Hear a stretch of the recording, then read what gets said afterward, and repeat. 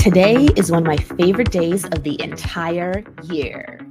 Happy Halloween! I love dressing up. I love the decorations. I love candy. I've always loved everything about this day.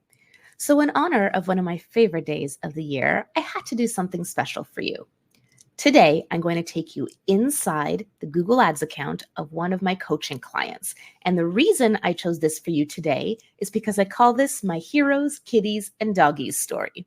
Felt appropriate for a day where we're probably going to see a lot of kids dressed up as heroes, kitties, or doggies. Let's dive in. I'm your host, Jyll Saskin Gales. I spent 6 years working for big brands at Google, and now I work for you.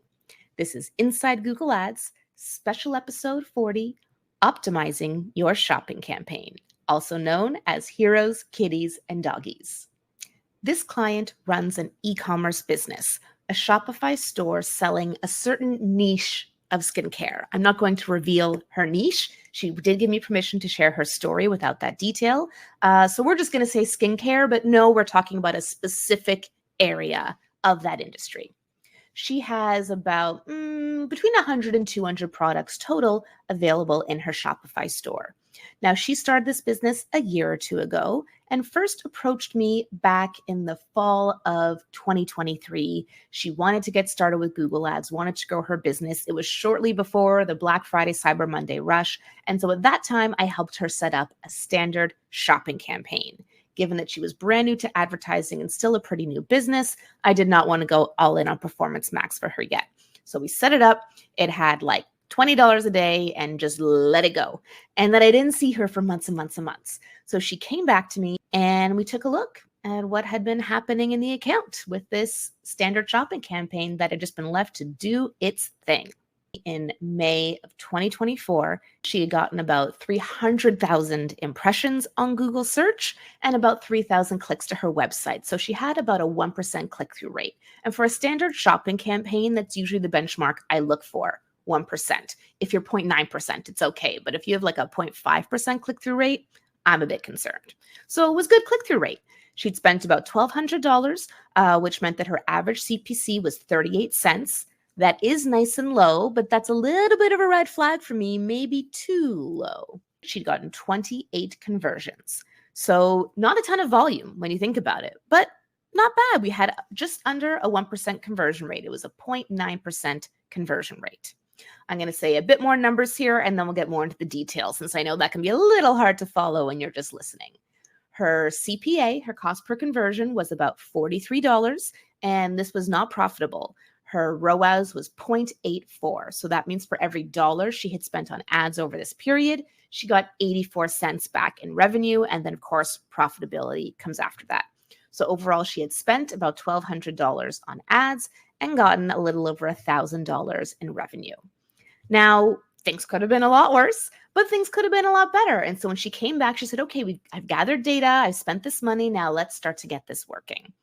There are a lot of ways to go when you're trying to optimize a campaign. And so I like to think of myself as Sherlock Holmes, another potential Halloween costume for you, and figure out where are we going to have the most impact. I knew the click-through rate was pretty solid, so I wasn't concerned that people weren't interested in what she was buying, but that low CPC had me kind of questioning perhaps some of the traffic quality. Based on that, I knew I was going to want to check the search terms that were coming through for her. And then, of course, that conversion rate of 0.9%, I'd like that to be higher. And I wanted to know, is that a Google Ads specific thing, or was that kind of the ballpark of what the conversion rate looked like on her website, regardless of where that traffic came from? Lastly, we had an average order value of about $36. And so I knew a conversion rate of 0.9% could be okay if we got a lot more money every time someone converted. So I also wanted to go in and compare that $36 average order value to her average order value from other traffic sources. So those were all the different avenues I went down. It took about 30 minutes of investigation with her on the call together. And what we realized is that there was a real mix of products in here. She had thrown all her products into the shopping campaign because we were testing. And we determined that there were a few products that were performing really well and lots of products that were performing terribly. And the way we determined that is we went to the products tab, exported a report with all the metrics. And we looked at which products have a really high click-through rate versus low click-through rate, because that can tell us right away, of course, click-through rate is not conversion or ROAS, but like which ones are really standing out in a good way in search results, which ones had at least gotten some conversions versus none, and what that ROAS and CPA looked like on a product level. From there, we were able to categorize all of her products, and again, there are about 100 or so, into heroes, kitties, and doggies. And we collaborated on those names. You can call them whatever you like. But the heroes were those products that were performing really well, like really driving the piece of good results we were getting. The doggies were the opposite. Sorry, doggies. Those were the ones that were, getting a ton of impressions or getting a ton of clicks, spending a bunch of money, but no conversions. And then the kitties were the ones that were in between, the ones that we thought had potential to become heroes if there was more budget to do so. Very low budget we're working with. It was about $20 a day. So with that information, we decided we were going to create 2 separate shopping campaigns, one for the heroes and one for the kitties. And all those doggies that were eating up a lot of the air and the budget in this campaign and not earning their keep, kicking them out onto the street. On June 6th, we set the heroes and kitties live. And you know what? Initially, things didn't look so promising. If you look at our results for June, our click-through rate stayed the same as all those months previously, 1%. Our CPC went up a bit to 52 cents instead of 38 cents. We got 12 conversions in the month of June. Our conversion rate did go up, but our ROAS went down. It had been 0.84. It went down to 0.79. And this is a point when a lot of people might start freaking out. What's going on? Turn it off. You don't know what you're talking about. But kudos to this client. She stuck with me. And I knew what we were aiming for. I knew this would be tricky because we were at really low conversion data to try to get something like target ROAS to work, but we stuck with it. Okay. On July 8th, we had a little check-in. Later in July, she made a few tweaks to, what's a hero, what's a kitty, what's a doggy. Here were the results by the end of July. And glad to say things got better. So when we compare July versus June, same number of conversions, 12 purchases from Google Ads in July, 12 purchases from Google Ads in June. But that's where the similarities stop. What also ended up happening is in July, even though we didn't change the daily budget on the campaign, spend went down a lot. In July, we spent $287 versus $518 in June. And something else really interesting happened. In July, the click-through rate went down. In July, our click-through rate was just 0.7%, whereas it had been over 1% in June. But that's where bad news stops, good news starts. So we spent about half as much money, but got the same number of conversions. So what does that mean? Our cost per conversion dropped. Previously, our cost per conversion was about $43. In July, it was only $24. How did that happen? Conversion rate changes. Now that the system had really figured out how to focus just on those heroes and those kitties that had the high potential, our conversion rate went up to 3.3%. It had been less than 1%. Now it was over 3%. So that means we got a combined ROAS across the 2 campaigns of 1.66.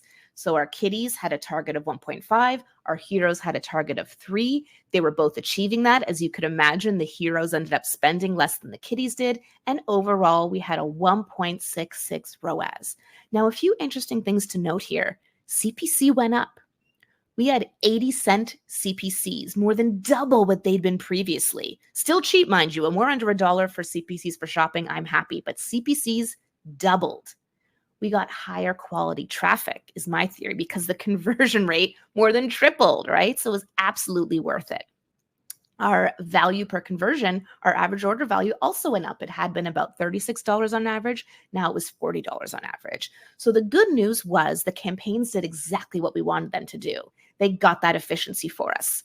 The problem, you may have noticed, is volume, right? We only spent $287. We only got $477 in revenue. We want more. So how do we do that? The beginning of August, the client removed a few products again, based on the performance data we were seeing, kind of narrowed them further, but added 2 more cities to the targeting. Did not increase the budget, just increased the area so more of the budget could spend. The campaigns combined did not spend the full budget in July. What happened in August?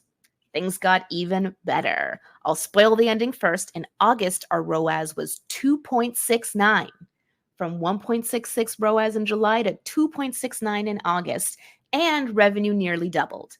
We made $477 from Google Ads in July, made $861 from Google Ads in August. So how that shakes out is we got 21 conversions, 21 purchases from Google Ads in August, even though we showed fewer impressions in August than July, funnily enough. Click-through rate went up a little bit, still less than 1%. CPCs went up again. We are now 91 cent CPCs, but the conversion rate, 6%. 6% conversion rate from Google Shopping. And we weren't applying remarketing audiences or anything. It was not people searching for the brand name of this business because she's still really establishing her brand awareness. This was the same shopping campaign, just taking longer for that target ROAS to optimize since there was less data. And so now we were able to get a 2.69 return on ad spend, exceeding targets, trending up and up and up as months go on and more data comes in. So why do I share this story with you today? I think there's a lot of interesting things you can learn, whether you're running shopping or not, from how we approach this campaign. First thing I'll say is that for smart bidding to work, you need sufficient time and patience. Many people, myself included, possibly if it were my own money, would have freaked out if we went through all this effort in June, did all this optimization, and for what? A drop in ROAS? That's scary. I give huge kudos to this business owner for trusting in me and trusting in Google Ads to stick with it, because it paid off when there was enough data for it to learn. It paid off. Target ROAS did learn. It achieved exactly what we wanted it to do. In fact, it even exceeded the targets. And given some more time, it was able to get that volume to catch up with the efficiency. Lesson number 2 is that this really shows there's no such thing as good metrics and bad metrics. I've said that my kind of rough benchmarks for standard shopping are 1% CTR, 1% CPC. So back in the early days of this campaign, it was exceeding 1% CTR, and CPCs were super low. Amazing, right? No, not so amazing. By the time our ROAS had gotten up to 2.7, our CTR dropped to 0.8%. Our CPCs tripled to 91 cents, still cheap, but these would be quote unquote things in the wrong direction. But it doesn't matter, because behind the scenes, the algorithm was doing exactly what it needed to do to drive what we wanted, which was better ROAS. And we did that. ROAS was 0.84, dropped to 0.79 that first month, but then went up to 1.66 and then up to 2.69. So by August, for every dollar this business owner, every one of her hard-earned dollars she put into Google Ads, she got $2.70 back in revenue, which is profitable for her. And that's why I say Google Ads can be the money printing machine, because that's what Google Ads is now. It's a money printing machine. Put $1 in, get $2.70 out. How awesome is that? There's opportunity now to scale, maybe at other cities, test out different products, get things ready to ramp up for the all-important holiday season. Third is that you don't need to do all the things everywhere all at once. Targeting every single product she offered was not serving her so well. So we were able to focus those campaigns on just the few products that were really going to make a difference for her business. You can do the same thing, whether it's products or keywords or audiences or ad targets. You don't have to advertise every single possible thing you can offer. Focus on the things that are going to drive good results. And then your kitties, your farm team, your standby of what has the potential to drive good results if you can shove a little budget and focus that way. I hope you've enjoyed this story of our heroes, kitties, and doggies today. I hope you have a very happy Halloween. We will return next week with our regularly scheduled programming around here, where I answer your burning Google Ads questions. Plus, I'll have a new insider challenge for you to solve. And of course, if you want my eyes and brain on your Google Ads account, you can book a call with me, just like this business owner did, at the link in the episode description.